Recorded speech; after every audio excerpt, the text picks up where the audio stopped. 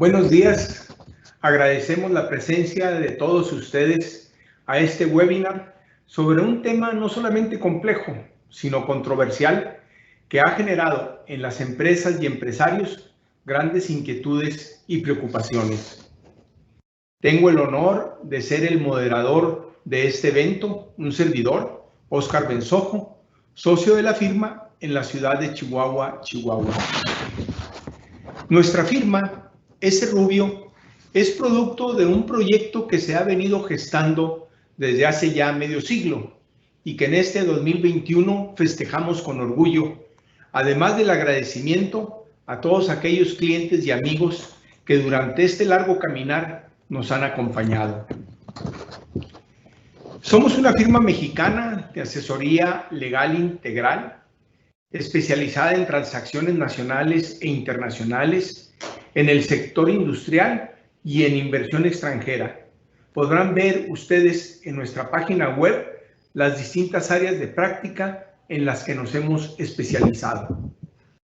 Con 6 oficinas en las regiones industriales más importantes del país, más de 90 abogados, incluyendo 35 socios, somos una de las 10 firmas de asesoría legal más grandes e importantes del país.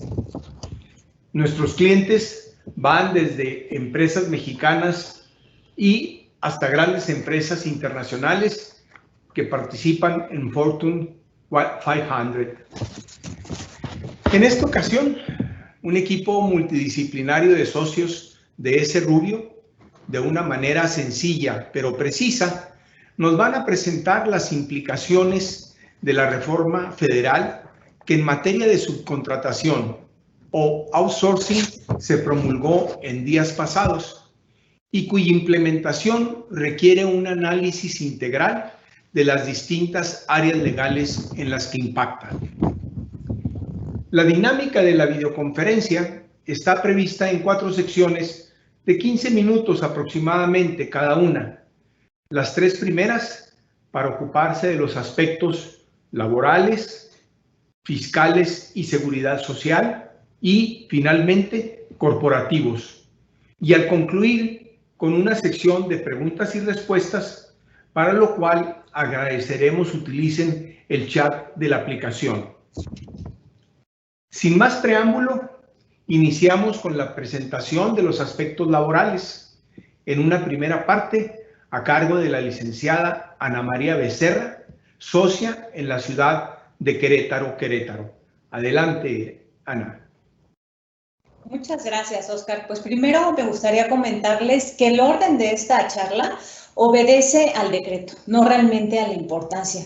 Pues al final los laboralistas o todo lo que vayamos a hacer en la área laboral va a ser una consecuencia de las decisiones que se tomen a nivel corporativo de la empresa. Por eso es bien importante empezar ya, para los que no han hecho, para los que ya lo hicieron, sabrán que este camino es un poco complicado, dependiendo de la estructura que tengan interna de la empresa, así como de las empresas que ustedes subcontraten. Por eso es bien importante, como les digo, empezar ya, porque de hecho ya vamos tarde, ya nos quedan para algunos procesos solo 80 días. Por eso, muy importante comenzar con esta charla. Y bueno, también me gustaría empezar diciendo que no hay una ley nueva del outsourcing. De hecho, la palabra de outsourcing no la van a encontrar en ninguna ley. La palabra es la subcontratación. Ahora, ¿qué es lo que pasó aquí? Que, como les digo, no es una ley nueva, sino que se reformaron muchas legislaciones. Se reformó la Ley Federal del Trabajo, la del Seguro Social, Infonavit, Código Fiscal, etcétera, etcétera, etcétera. Pero bueno, lo que a nosotros nos importa es lo que vamos a ver en esta charla, porque también verán que se reformó el apartado B de la Constitución que tiene que ver con la, digamos, Ley Federal del Trabajo de otro tipo de personas que son las que trabajan para gobierno. Pero en esta charla vamos a ver lo que trata a empresas privadas, a personas, les llamo a los mortales como nosotros, ¿no? Y pues bueno, importante también decir que la subcontratación de personal ya está prohibida. O sea, no es que nos dieron chance, que va a ser después, en un futuro, no. Se prohíbe la subcontratación de personal en la Ley Federal del Trabajo desde el 24 de abril del 2021. O sea, ya está prohibida. ¿Qué es la subcontratación de personal? Pues es cuando una persona física o moral proporciona o pone a disposición trabajadores propios en beneficio de otra. Es decir, la Ley Federal del Trabajo no tiene un catálogo, no hay una lista, no hay más. Es esta explicación tan grande que les estoy dando y tan amplia como lo es el concepto de trabajador de confianza, ¿no? Quien conozca la Ley Federal del Trabajo sabrá a lo que me refiero, pero es un concepto que es amplísimo. ¿Qué más habla en estos cambios importantes que hay a la Ley Federal del Trabajo? Pues bueno, las agencias de empleo de personal se pueden tener, intervienen en el proceso de contratación de personal, podrán participar en el reclutamiento, selección, entrenamiento, capacitación, pero deja bien claro que ellas no tendrán el carácter de patrón, lo tendrán quienes se beneficien de estos servicios.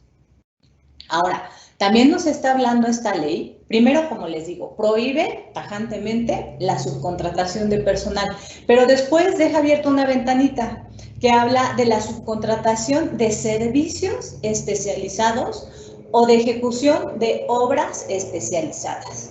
Ahora, esto es bien importante y lo van a ver más adelante con alguno de mis socios. Lo limita y dice, siempre y cuando el contratista se encuentre registrado en el padrón público ante la Secretaría del Trabajo y Previsión Social. Este padrón público aún no ha salido.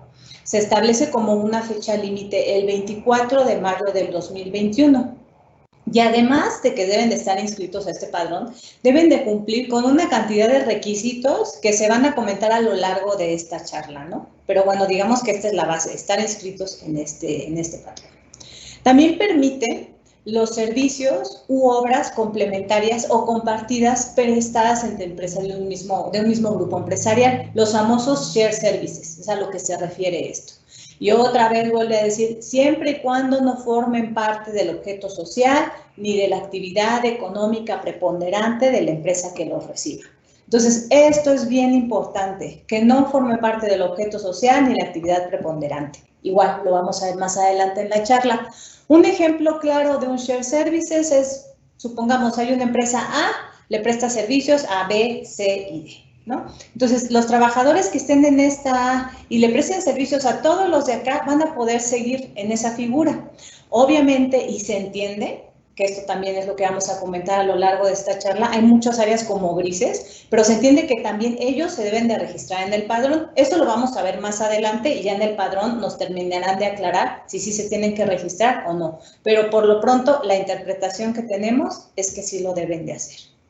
Y bueno, establece que esta subcontratación de servicios especializados o ejecución de obras especializadas debe de formalizarse mediante un contrato por escrito.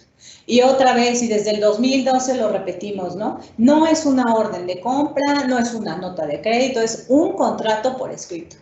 ¿Qué se debe de contener en ese contrato? Básicamente el objeto u obra y número aproximado de trabajadores, pero es bien importante que este contrato cumpla con muchos otros requisitos y por eso los invitamos a que se apoyen en nuestra área de litigio y área corporativa para revisar los contratos dependiendo del caso, incluso porque también van a tener que dar por terminados muchos contratos seguramente, porque seguramente muchos de sus subcontratistas, o como le quieran llamar, no van a cumplir con estas obligaciones. Entonces, es bien importante también que se acerquen al área de litigio corporativa para revisar este tipo de contratos. Los que ya tienen, seguramente se van a tener que volver a hacer. Entonces, esta es otra de nuestras sugerencias, ¿no?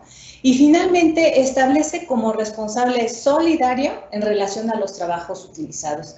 Eso de subsidiario ya no. ¿Qué quiere decir solidario? Que los dos tienen que cumplir de forma igual. Y ya les explicará también otro de mis socios en qué más se refieren en estos términos, ¿no?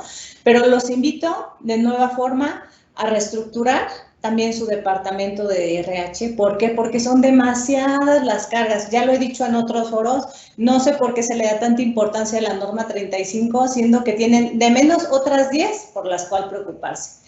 Y ahora súmenle que también tenemos todos los tratados internacionales que ha celebrado México, súmenle las obligaciones del TEMEC, la legitimación de su contrato colectivo, el cambio en el sistema de justicia, etcétera. Hay tantas cosas que la verdad los invito también de forma preventiva a actuar y reestructurar su departamento de RH, porque les va a ahorrar muchísimos dolores de cabeza y muchísimas horas extras. La verdad, la idea de esta plática no es asustarlos, sino prevenir en este camino que vamos a tener muchísimo trabajo. Gracias a Dios también. Y pues bueno, esto sería todo por mi parte.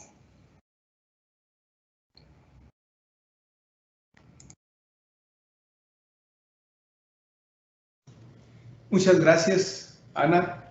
A continuación, cedemos el uso de la palabra al licenciado Isaac Corral, socio de Ciudad Juárez, y quien concluirá con esta primera etapa laboral del análisis del tema de la subcontratación. Por favor, adelante, Isaac. Pues muchas gracias, Oscar. Ana María, como bien lo mencionan, la visión o la óptica que debemos de tener de esta reforma es de manera integral. En los últimos días, estos 10 días que ya nos comimos a partir del momento en que entró en vigor la reforma, hemos tenido un sinfín de consultas en las cuales los casos, créanme, siempre son diversos. Las estructuras corporativas, las estructuras fiscales que se tienen implementadas, el régimen bajo el cual operan la industria en general, empresas IMEX, empresas de maquila pura, industria nacional, tienen diferentes implicaciones, la minería en particular. Una de las cosas que vemos nosotros y que esto obedece es precisamente a una tendencia, lo acabamos de escuchar en Estados Unidos, en donde se habla de la sindicalización y de ciertos derechos laborales que a lo largo del tiempo no se han perfeccionado. La figura del outsourcing en México no se satanizó precisamente por aquellas empresas como nosotros que estamos aquí presentes, éramos cumplidoras. El esquema que se utilizaba en su momento era legal, sin embargo ahora lo acotan al punto en el cual nosotros tenemos una dependencia del registro, entre otras cosas como mencionaba Ana María, ante la Secretaría del Trabajo. Nos preocupaba la semántica y el término que se utilizaba en un inicio cuando fue propuesta esta reforma en diciembre del año pasado. Se hablaba de una autorización, se nos decía que por parte de la Secretaría del Trabajo deberían estar autorizadas estas empresas para operar. Ahora el término que se utiliza es registro. Sin embargo, consideramos que no necesariamente el registro va a implicar que de manera tácita el solo hecho de cargar cierta información nos faculte para operar como empresas de insourcing o como empresas de outsourcing y en consecuencia contratar a esas empresas. Como bien decían, nuestros proveedores al final del día tienen la obligación junto con nosotros de profesionalizarse en el cumplimiento de sus obligaciones. Yo no dudo que en todos nuestros contratos se contengan todas las obligaciones que tienen que cumplir. Sin embargo, ahora se le pone dientes a estas disposiciones precisamente ajustando la permisibilidad de utilizar este régimen mediante este registro. El registro se debe llevar a cabo ante la Secretaría del Trabajo, deberá ser renovado cada 3 años, será revisable en cualquier momento por parte de la Secretaría, será revocable en cualquier momento, reitero, este registro, no hablemos de autorización, sino de registro, y no nada más por incumplimientos a la legislación laboral, sino también por incumplimientos en carácter de previsión social, de carácter contractual, de carácter fiscal sobre todo. Entonces, es importante que nosotros tengamos claro que, aunque ahorita pareciera ser que estamos trabajando sobre un área de oportunidad de 90 días, el cumplimiento realmente de estas disposiciones está vigente al día de hoy. No celebremos contratos el día de hoy pensando que son legítimos bajo las disposiciones de que ahorita todavía no es exigible el cumplimiento en materia fiscal o laboral de las disposiciones. Cualquier contrato que en este momento se celebre bajo las premisas de la ley anterior, podríamos decir que está viciado de origen. Entonces, tengamos mucho cuidado con eso. Si tenemos contratos vigentes, eventualmente empujar, si se justifica la obra o el servicio especializado, a nuestros proveedores para que se registren, para que agoten este proceso. Y a últimas fechas hemos estado viendo, como lo vimos en la pandemia, mucha información que se cruza de proyectos, de lineamientos, de carácter general de cumplimiento, en donde inclusive se emitía un decreto por parte de la Secretaría del Trabajo Federal, en la cual se establecía el mecanismo y la forma del procedimiento de este registro. Un registro muy exhaustivo, pero al final del día un borrador. No nos dejemos llevar por esa información que circula en WhatsApp. Hemos sido muy responsables como despacho en informar lo que es exigible, lo que es ley y lo que está publicado de manera formal. No obstante de que esté publicado, el gobierno nos hemos llevado chascos que inclusive borra decretos. Pero bueno, ese es otro tema. Al final del día, este registro es una parte esencial para nuestra operatividad y para poder habilitar la contratación con ciertos proveedores, con aquellos que sean más cumplidores. Otro tema álgido de esto es la sustitución patronal que nos dan, por decirlo así, una oportunidad de realizar dentro de este periodo de 90 días.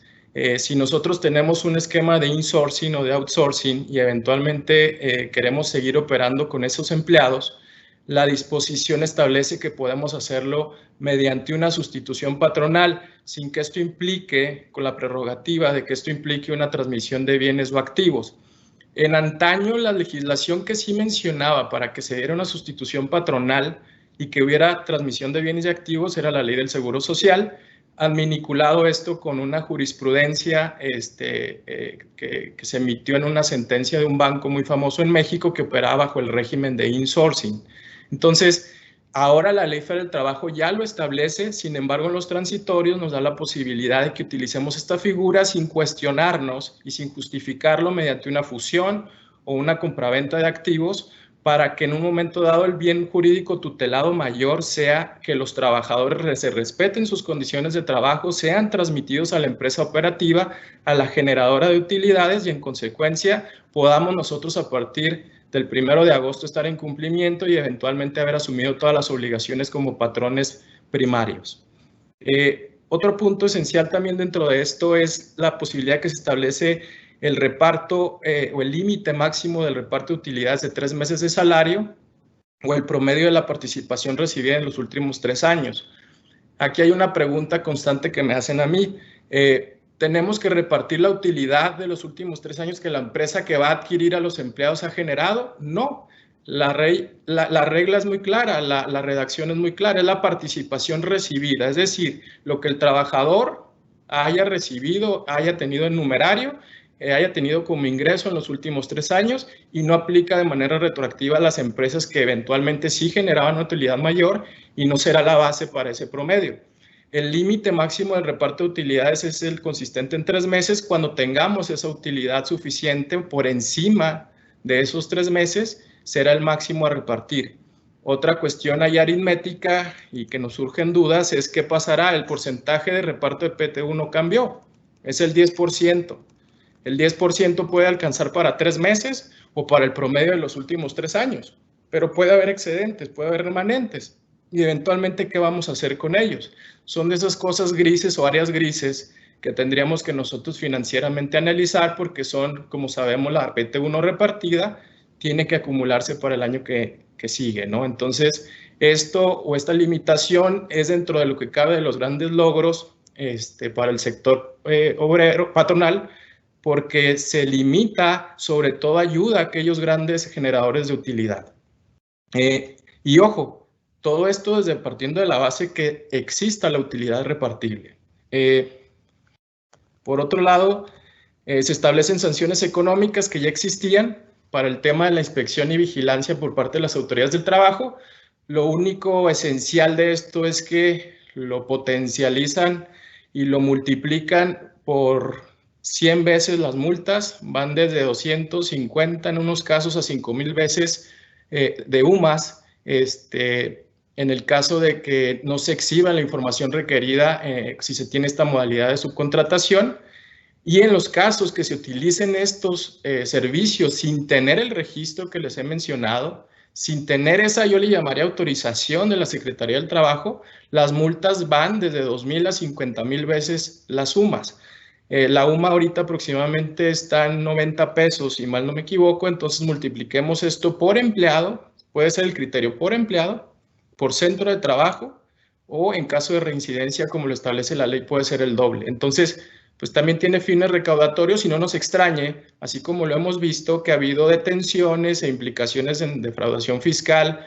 Hemos visto empresarios que se dedican a esta figura que han sido imputados penalmente. Pues no nos extrañe que, como ejemplo, en alguno de nuestros casos nos toque que alguna multa de estas se llegue a consolidar. Se determina que tratando de empresas que operan bajo un régimen de subcontratación, no será requisito la transmisión de objeto de bienes y activos, como lo dijimos, dentro de esos 90 días.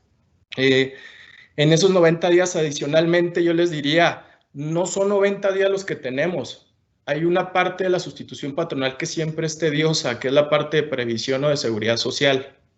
Esa parte la debemos de agotar con la debida diligencia y anticipación que implique. Aunque se han dado nuevos lineamientos y más adelante se van a ver de facilitación para estos trámites, inclusive la Secretaría del Trabajo Federal ha instado a las juntas locales, a las autoridades locales del trabajo a recibir los convenios de sustitución patronal y darle tramitación rápida. El proceso de sustitución patronal ordinariamente en temas de seguridad social es donde se vuelve más tortuoso, se vuelve más burocrático. Entonces, consideremos esto dentro de nuestro checklist, de nuestro plan de acción, como una cuestión medular y que hagamos de manera anticipada. Dentro de los 30 días naturales siguientes a la publicación de la reforma, es decir, a más tardar 20 días a partir de hoy, deberemos de estar recibiendo los alcances del famoso registro que les mencionaba, y en un momento dado se determinen los cumplimientos en materia de seguridad social. Todo esto, reitero, créanme, va a ser robusto y va a ser de un cumplimiento muy, muy exhaustivo. Vayámonos preparando. Nosotros hemos preparado un checklist y tenemos todo lo necesario para ayudarles en estos temas. Muchas gracias y seguimos a sus órdenes. Muchas gracias, Isaac, por esta explicación. Ahora pasaremos al análisis de la reforma bajo la perspectiva fiscal y de seguridad social. Y para ello le cedemos el uso de la palabra al licenciado Arturo Bañuelos, socio en la oficina de la Ciudad de México. Adelante, por favor, Arturo. Gracias, Oscar, y muchas gracias a quienes decidieron acompañarnos en esta charla, en este webinario en el que pretendemos transmitirles los aspectos más relevantes de la reforma en materia de subcontratación laboral, aprovechando la clara y concisa exposición de mis colegas en cuanto a las obligaciones y consecuencias que surgieron en materia laboral. Retomo brevemente el origen de esta reforma, que se nos expuso es principalmente proteger los derechos de los trabajadores, pero también combatir esquemas abusivos, elusivos, a veces hasta evasivos que detectó la autoridad, donde ciertas empresas de subcontratación con esquemas poco ortodoxos, por decir lo menos, buscaban artificialmente disminuir, sobre todo, su carga social, ¿no? Entonces, el Congreso considera que para lograr su propósito no es suficiente las sanciones y consecuencias establecidas en materia laboral y desde luego pues echa mano de otro tipo de herramientas para cumplir su propósito y vemos aquí las normas fiscales, como lo es el artículo 15D del Código Fiscal de la Federación, donde vemos que de ahora en adelante, bueno, a partir del 1 de agosto, como el resto de las reformas en materia tributaria, entrará en vigor en ese momento, nos impide ahora la deducción para efectos de ISR y el acreditamiento para efectos de IVA, en caso de pagos o contraprestaciones, por concepto de subcontratación de personal, para desempeñar actividades relacionadas tanto con el objeto social como con la actividad económica preponderante. Tenemos aquí varios conceptos en esta definición, empezando por el concepto de subcontratación de personal, ¿no? Que si bien no me lo define aquí en la ley fiscal, sí lo tenemos en la ley federal del trabajo y lo que significa es que, lo decían hace ratito, una persona proporciona, pone a disposición trabajadores en beneficio de otra. Entonces tenemos un primer elemento, tiene que haber esa suministro de personal. Tiene que haber ese proporcionar trabajadores, ponerlos a disposición de otro. Y si estamos ahí, entonces lo siguiente que tenemos que analizar es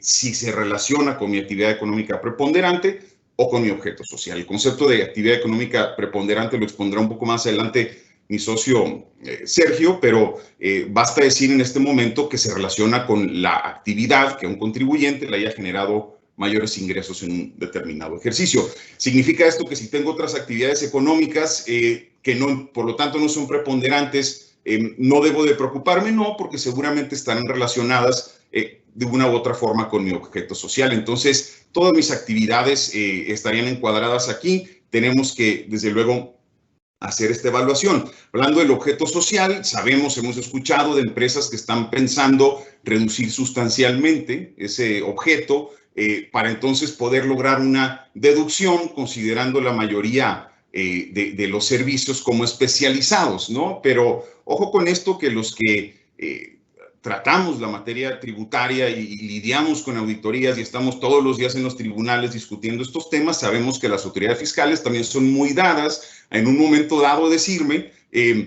precisamente porque no está relacionado con tu objeto social, entonces la erogación no es deducible y el IVA no es acreditable, ¿no? Entonces, ojo con esto, lo que quiero transmitirles es que tenemos que tener una visión, como decía Isaac, de 360 grados en la implementación de estas reformas, ¿no? Y sabemos que aquí nosotros les tratamos de dar un panorama de las materias que creemos que atañen a prácticamente todos los que están asistiendo a este webinario, pero sabemos que hay clientes, que hay personas que tienen todavía más particularidades por el giro que tienen, y en ese sentido, bueno, aprovecho aquí para decirles que nuestra firma es multidisciplinaria, atendemos muchísimas materias, desde minero, pasando por portuario, energético, administrativo en general, y desde luego no puedo dejar de mencionar a nuestra multigalardonada área de comercio exterior, ¿no? Que para muchos de nuestros clientes es muy importante porque, pues precisamente porque se dedican a esa materia de importación, exportación, y aquí vale la pena mencionar a nuestros clientes CIMEX,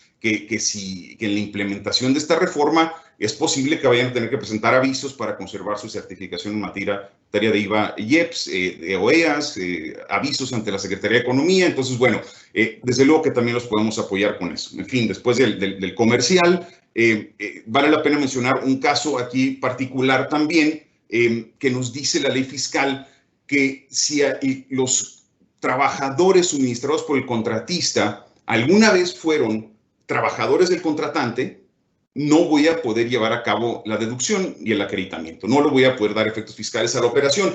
Ojo, aquí dos aspectos. Número uno, no me establece un límite hacia el pasado. Es decir, si algún momento de la historia esos trabajadores fueron míos, por más que el servicio sea especializado, ¿no? Porque no me distingue, no voy a poder hacer la deducción. Entonces, hay que tener muy presente esta situación, porque sí, hace muchos años hubo empresas que transmitieron sus trabajadores a otra insisto, por más que hoy se pudiera considerar como especializado, no lo vamos a poder dar un efecto fiscal. Entonces, bueno, ¿qué sí puedo deducir? Bueno, lo que no se relacione con mi objeto social y con mi actividad económica preponderante. Además, nos dicen aquí que tenemos que el contratista contar con el registro que mencionaban hace rato, este nuevo registro de la Secretaría del Trabajo en materia de servicios y obras especializados, pero ojo con eso, porque el contratista me presenta este registro, sí, es un requisito fundamental, pero eso no inmediatamente implica que los servicios que me van a prestar a mí ellos van a ser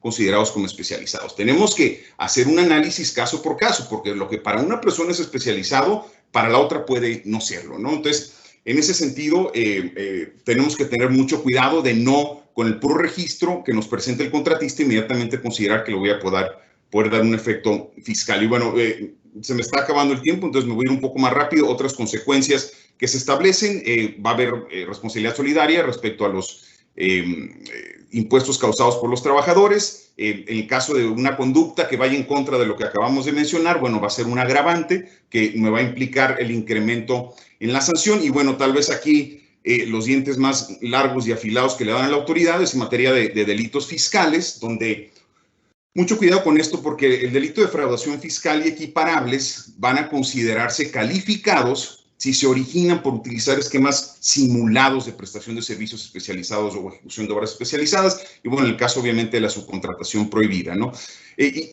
Ojo con esto porque les digo que hay que tener cuidado, porque el momento que es calificado, si rebaso cierto umbral, que no está difícil llegar a él, son como 9 millones de pesos por la presunta defraudación, conforme al Código Nacional de Procedimientos Penales, entonces es un delito grave, ¿no? Y si bien no soy abogado criminalista ni pretendo dar aquí una cátedra de derecho penal, pero sí sé que eso amerita prisión preventiva oficiosa, ¿no? Entonces, por más que uno sienta que tiene sólido el argumento y que puede ir a litigarlo, sí, lo podemos hacer, vamos a litigarlo, nos encanta, pero ojo, en el Inter, una o más personas muy probablemente van a estar en la cárcel, ¿no? Entonces, tenemos que tener mucho cuidado con ese aspecto, ¿no? Nuevamente no es la intención de espantarlos, pero sí es una consecuencia sumamente grave que puede ocurrir. Y bueno, rápidamente les digo los últimos 2 puntos. Vamos a tener que estar recopilando el contratista información en cuanto a que está cumpliendo con sus obligaciones fiscales, lo cual que ya lo veníamos haciendo, ¿no? Desde antes de esta reforma. Y finalmente se elimina esta fracción cuarta del artículo 1A, que entró en vigor el año pasado, que nos obligaba a retener el 6% de IVA, que fue muy complicada de interpretar y generó muchísimas dudas. Afortunadamente desaparece esta obligación. Bueno, con eso concluyo mi exposición. Muchas gracias.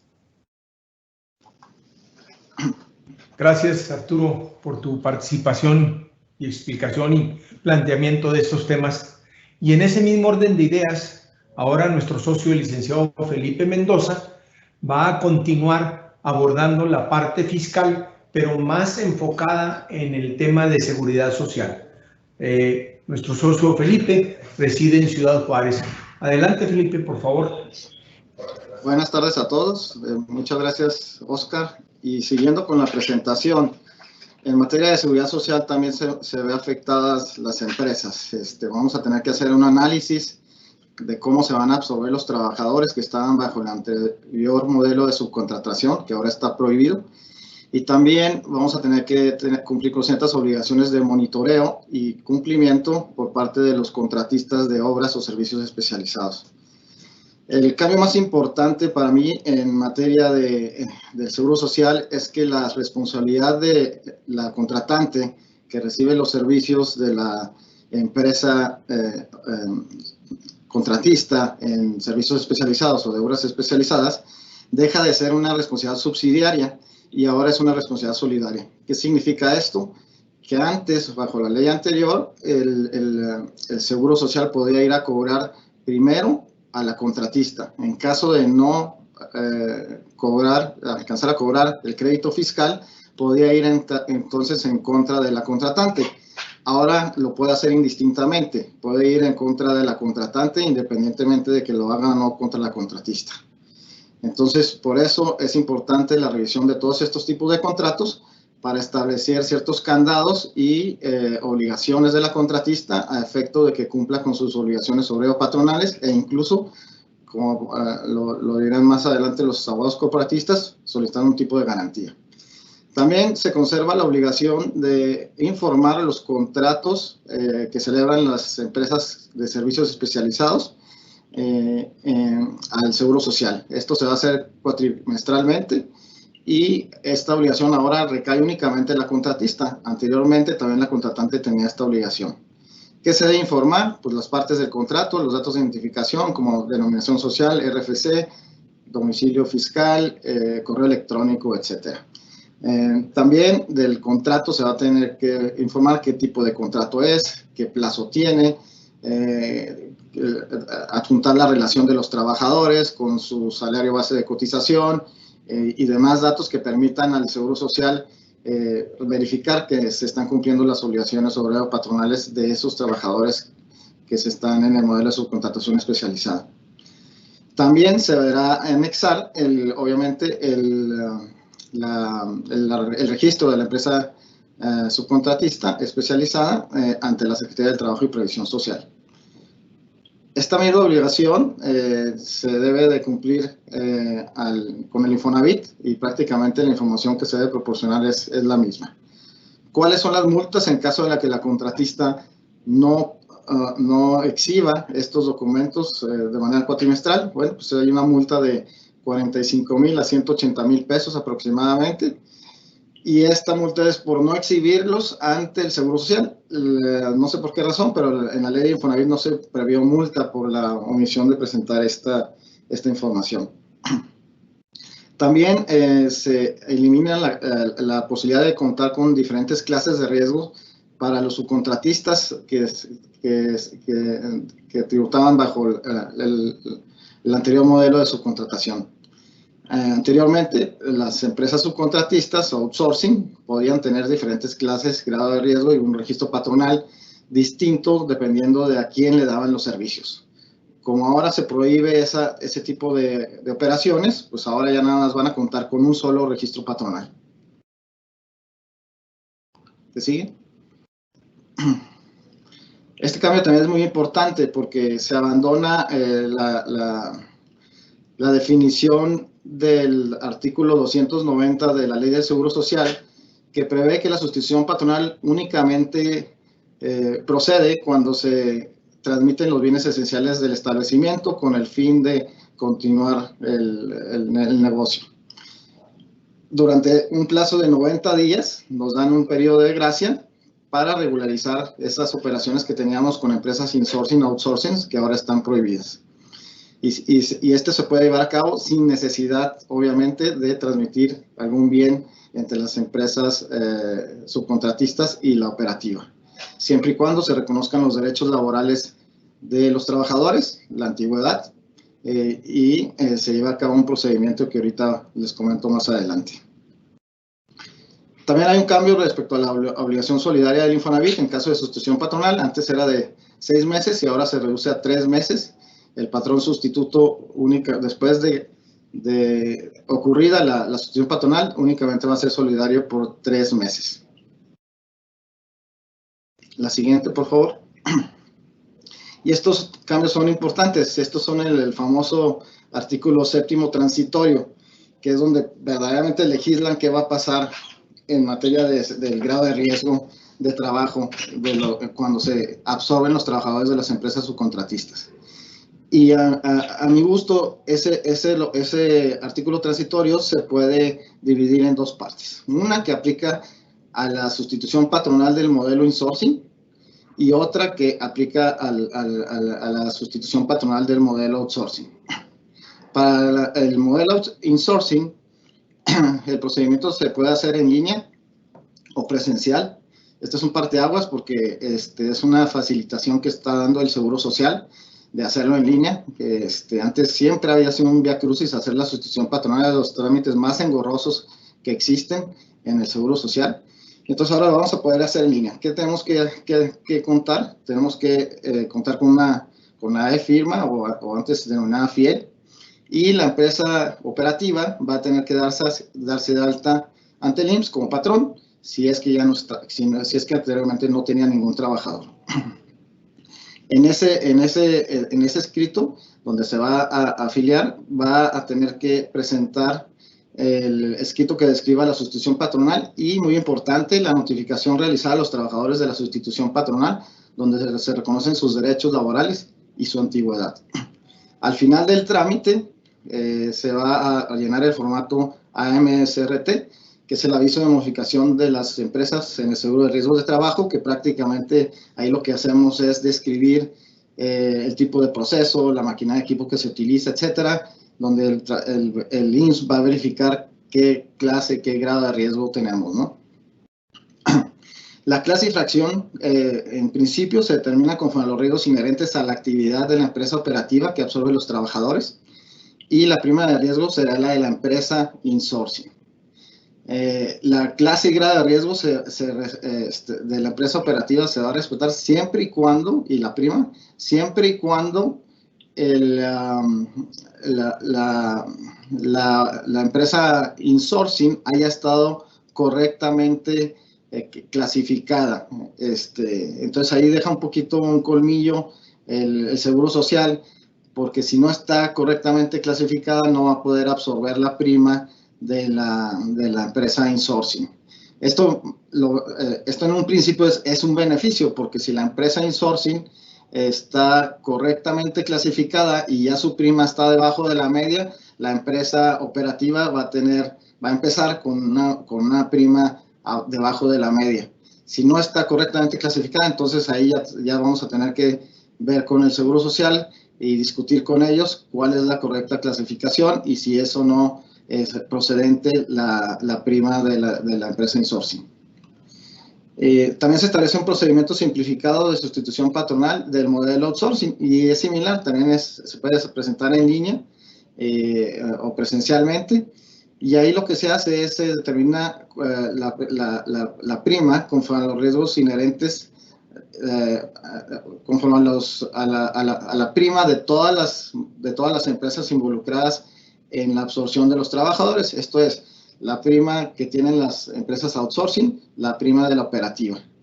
Y se toma en cuenta los salarios base de cotización de todas ellas. Se hace un promedio y esa sería la prima que se va a absorber en la empresa operativa. La clase y grado de riesgo sería de la actividad inherente de la empresa operativa, ¿no? Esto también siempre y cuando las empresas outsourcing hayan estado correctamente clasificadas, porque de lo contrario se tiene que ir a la prima media en lugar de la prima que tenían. Esos son básicamente los cambios en materia de seguridad social. Vamos a requerir que se analice previamente a hacer la sustitución patronal, ver si las empresas outsourcing y la empresa insourcing estaban correctamente clasificadas, porque de lo contrario, este beneficio de no utilizar la prima media, sino la prima que ellas tenían ante el Seguro Social, que esté por debajo de la media, pudiera no ocurrir, lo cual tendría unas repercusiones financieras graves para las empresas. Muchas gracias. Muchas gracias, Felipe, por tu explicación tan amplia, en estos temas de seguridad social. Ahora pasamos a enfocar las reformas del outsourcing a la luz de sus implicaciones corporativas. Y para ello tenemos la participación del licenciado Sergio de la Rocha, de la ciudad de Querétaro. Adelante, Sergio, por favor.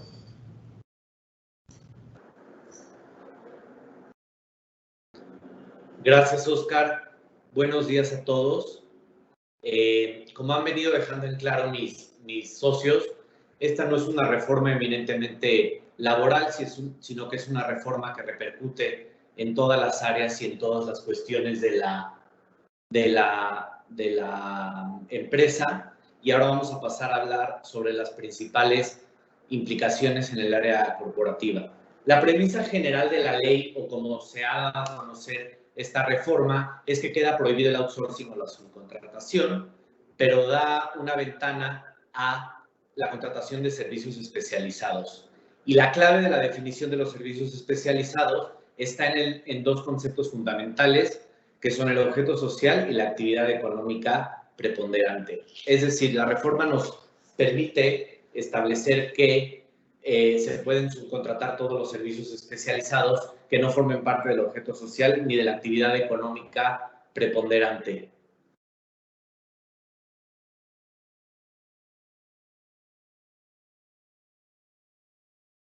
Perdón, una disculpa. Como les venía diciendo, estos dos conceptos fundamentales son el objeto social y la actividad económica preponderante. El objeto social se conoce como la expresión de la actividad a la cual está permitida hacer la empresa y está contenida en los estatutos sociales. Tradicionalmente se solían hacer objetos sociales sumamente amplios, donde se incluía de todo, ¿no? No solo lo que hacía la empresa en el día a día, sino todo para que la empresa no tuviera ningún límite ningún límite en este sentido. Y la razón de esto era que la Ley General de Sociedades Mercantiles establecía que las sociedades solo podían hacer aquello que su objeto social expresamente así lo permitiera. Desde 2014 hubo una reforma donde se eliminó esta premisa y se incluye que las sociedades pueden hacer todos los actos de comercio que requieran para conseguir su objeto social. Entonces, tomando en cuenta esta reforma de 2014 y tomando en cuenta la nueva reforma en materia de subcontratación, nos lleva a recomendar y establecer que los objetos sociales deben de empezar a revisarse y a delimitarse exclusivamente y de manera muy clara solo a aquellas actividades que realmente realiza la empresa. Esto va a dar pie a que puedan contratar servicios especializados, que es lo que permite la reforma y que explicará mi socio Alejandro más adelante. No solo el objeto social debe de ser sujeto a una revisión de la mano de la empresa con sus abogados corporativos y con su firma, sino la actividad económica preponderante debe de tener concordancia con este objeto social. De nada nos sirve que el objeto social diga una cosa y la actividad económica otra, y realmente la empresa lleve a cabo otra, porque se pueden detonar una serie de problemas e implicaciones para la empresa, como las que han explicado mis socios en el área fiscal y laboral, ya que las compañías a partir de esta reforma solo pueden contratar servicios especializados que no formen parte de su objeto social. En este sentido, será importante también revisar la actividad económica preponderante, y la actividad económica preponderante se entiende como aquella por la cual las empresas obtienen la mayoría de sus ingresos. Tanto el reglamento del Código Fiscal de la Federación como diversas tesis nos refieren que la actividad económica es esta, y generalmente es la que consta en la constancia de situación fiscal, que es el documento donde se manifiestan las diferentes obligaciones y los diferentes datos fiscales de las empresas en su registro ante el Servicio de Administración Tributaria, el SAT o el RFC. Aparte de revisar y delimitar el objeto social, deberán de revisar sus constancias de situación fiscal o su información fiscal para ver que tanto el objeto social como la actividad económica coincidan con lo que realmente llevan a cabo en la práctica, y evitar así problemas. Finalmente, todos estos puntos nos llevan, y todo lo que han venido explicando mis socios y la filosofía de nuestra firma, que ha sido siempre mantener una visión integral sobre los diferentes aspectos de la vida de las empresas, nos llevan a plantear la importancia de hacer un análisis previo que seguramente desencadenará en una reestructura corporativa. Esta reestructura corporativa pues abarcará desde la modificación de los objetos sociales, como veníamos explicando. En muchos casos se tienen compañías internas de servicios donde proveían el personal a la compañía operativa del mismo grupo. Esto queda prohibido a partir de la reforma, y pues habrá que hacer un análisis para determinar en el aspecto laboral cómo se transfiere ese personal, y como la compañía de servicios pues muy seguramente va a perder su propósito y su beneficio dentro del grupo, habrá que determinar su futuro, ¿no? En muchos casos pues va a ser su inminente desaparición, y habrá que analizar las diferentes formas corporativas para hacerlo. Principalmente puede ser a través de una fusión con la sociedad operativa o mediante una liquidación. Eso dependerá de diversos aspectos. Hay que analizar la situación fiscal, si las compañías de servicios o las operativas tienen pérdidas fiscales que puedan impactar en la fusión, y establecer un mecanismo. Lo que estamos viendo es que llevar a cabo la fusión dentro del plazo de la propia reforma, que son los 3 meses que comenzaron a partir del 23 de abril, puede ser complicado, ¿no? Entonces, será importante analizar la manera de hacerlo. Si se hace una reestructura primero de la parte laboral y posteriormente un análisis para la futura reestructura corporativa y desaparición de las compañías de servicios en el caso de los grupos que los tengan, o se puede hacer todo al mismo tiempo. Como pueden ver, las implicaciones son varias, y la clave, conforme he tratado de explicar, está en el objeto social y en la actividad económica preponderante, las cuales determinarán la especialización de servicios que pueden seguir contratando las compañías para evitar problemas laborales o de deducibilidad fiscal. Y para ello mi socio Alejandro Montes les explicará más a detalle la importancia de revisar todos sus contratos, principalmente los de prestación de servicios, para ver que cumplan con todas las nuevas regulaciones de esta reforma. Muchas gracias. Muchas gracias, Sergio. Por último, para ahondar en los temas corporativos de la reforma, contamos con la intervención del licenciado Alejandro Montes, socio de nuestra oficina en la Ciudad de México. Adelante, por favor, Alejandro. Pues muchas gracias a todos nuevamente. Pues como han comentado mis socios, aunque tiene su origen en la materia laboral, esta reforma nos obliga a hacer un análisis y un replanteamiento de la estructura y de la organización al interior de nuestras empresas y también de la forma en que nuestras empresas conducen sus actividades de negocios con clientes y proveedores, principalmente cuando esos negocios implican la prestación de servicios. Como han expuesto todos mis socios, este es un análisis que debe de hacerse de forma multidisciplinaria, revisando la parte laboral, la parte fiscal, la parte de seguridad social y la parte corporativa y mercantil. Las empresas que forman parte de un grupo corporativo, donde varias empresas mantienen relaciones de negocios entre ellas y de servicios, pues tendrán que hacer un análisis y un replanteamiento de esta reforma reforzado. Van a tener, creo que, bastante más trabajo, o van a tener que tener trabajo adicional a las empresas que no tienen relaciones comerciales con otras de su grupo. Me toca hablar brevemente de las relaciones de negocios de nuestras empresas que se refieren a la prestación de servicios. Ana María Becerra mencionaba que todo este análisis, toda esta reforma, pues va a aterrizar un poquito en esto, en esta revisión de las relaciones de negocios, de prestación de servicios que tienen nuestras empresas y de los contratos que tienen celebrados como clientes y como proveedores. Estas relaciones constituyen contratos y nuestras empresas tendrán que revisar todas estas relaciones de prestación de servicios y los contratos que documenten y regulan o gobiernan esas prestaciones de servicios. Por lo que se refiere a este ámbito, quiero mencionar que el resumen de las exposiciones de mis socios debe ser que nuestras empresas deben revisar sus relaciones de prestación de servicios y sus contratos, además de los aspectos corporativos que expuso Sergio, para asegurar que se estará cumpliendo con las disposiciones laborales, fiscales y de seguridad social que integran la reforma. Así, en esta revisión, recomendamos que nuestras empresas consideren principalmente 4 aspectos.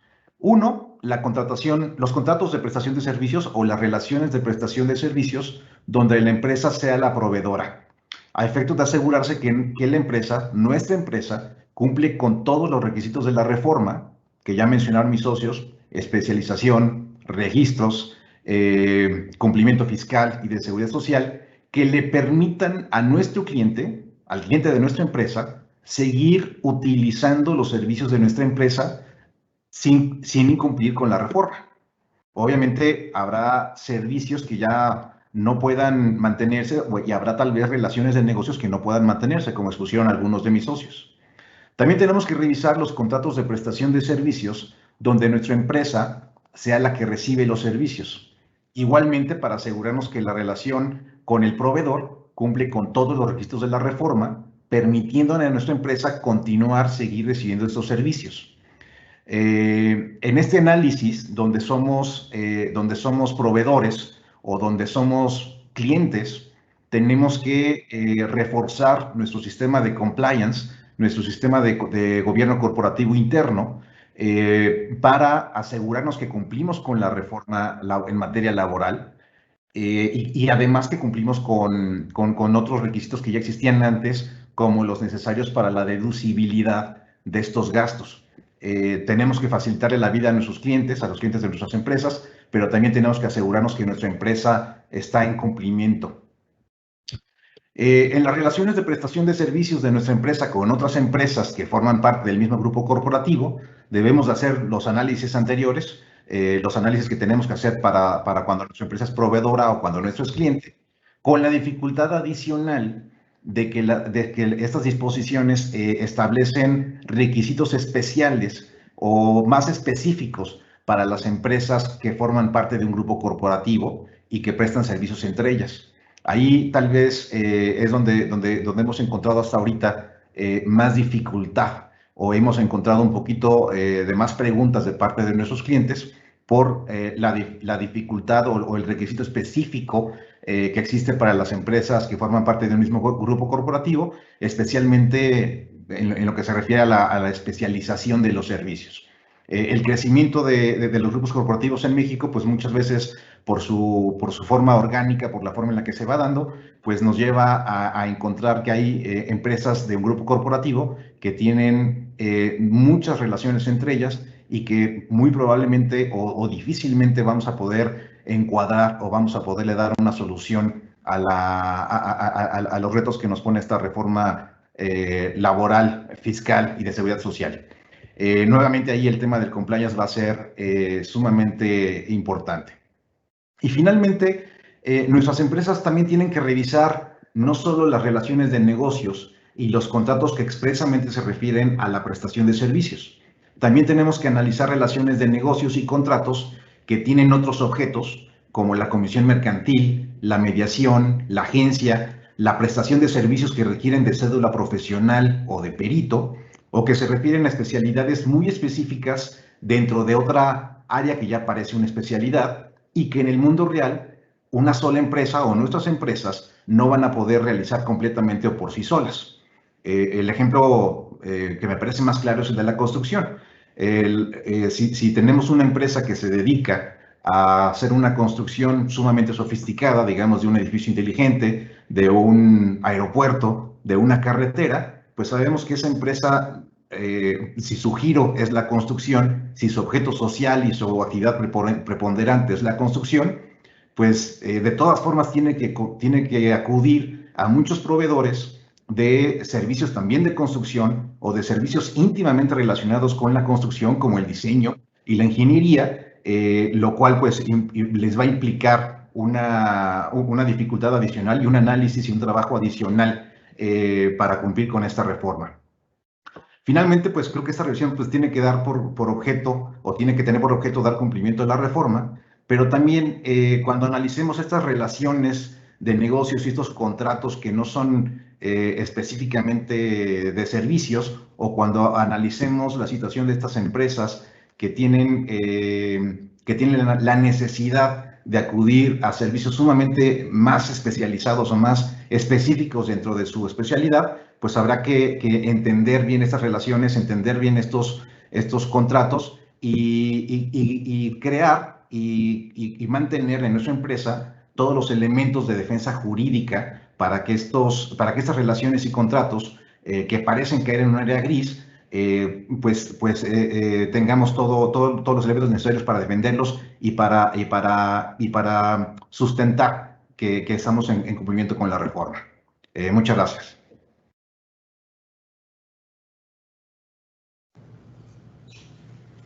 Muchas gracias, Alejandro.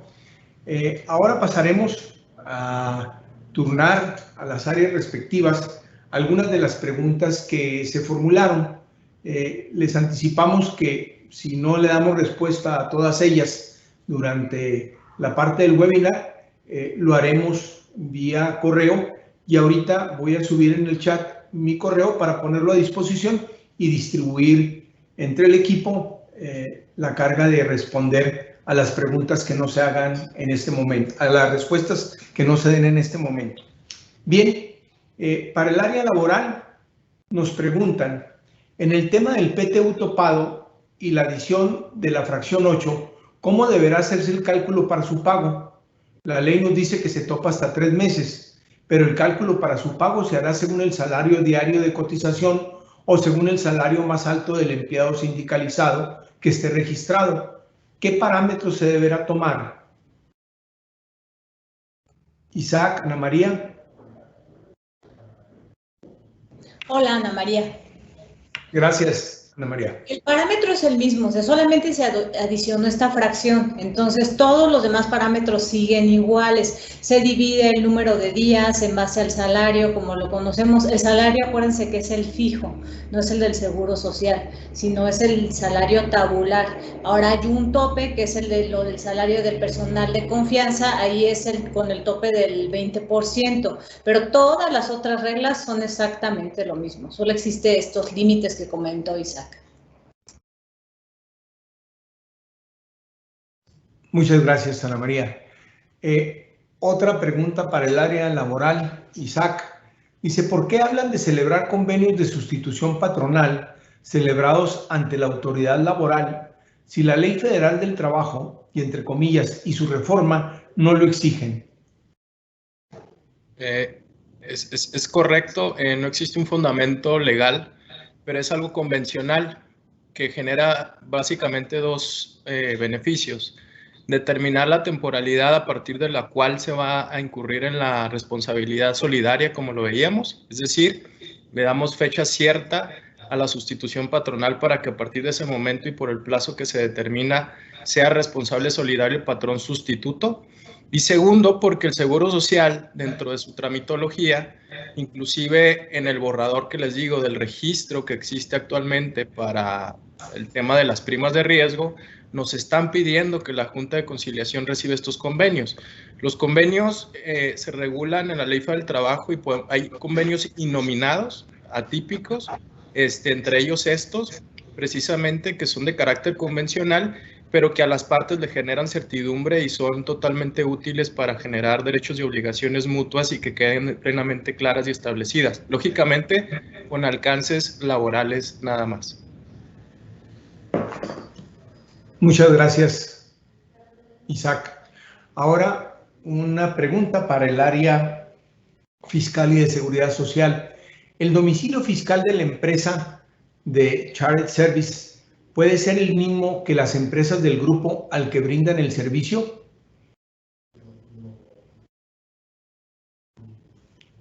Arturo, si gustas. Sí, claro. Claro, Oscar. No existe modificación alguna en el tema de domicilio fiscal para efecto de shared services, ¿no? Entonces, no hay una condicionante en la medida en que cumplamos con la norma, esto es que se encuentra ahí la administración principal del negocio, ahí va a ser nuestro domicilio fiscal. Insisto, no hay un cambio en ese sentido con motivo de esta reforma. Tener presente nada más que cuando la autoridad decide practicar sus facultades de verificación de domicilio fiscal, si quiere ver ahí que esté tu contabilidad, que estén tus activos, en su caso personal, porque esa sería realmente donde se encuentra la administración principal del negocio, pero en principio no le vería problema que haya más de una persona en un domicilio si ese es el domicilio fiscal. Muchas gracias. Ahora, entiendo que en materia de seguridad social nos preguntan, ¿se puede separar dentro de la empresa operativa los grados de riesgo? ¿Hay empleados operativos que tienen mayor riesgo de trabajo que el personal que administra las actividades de la operación?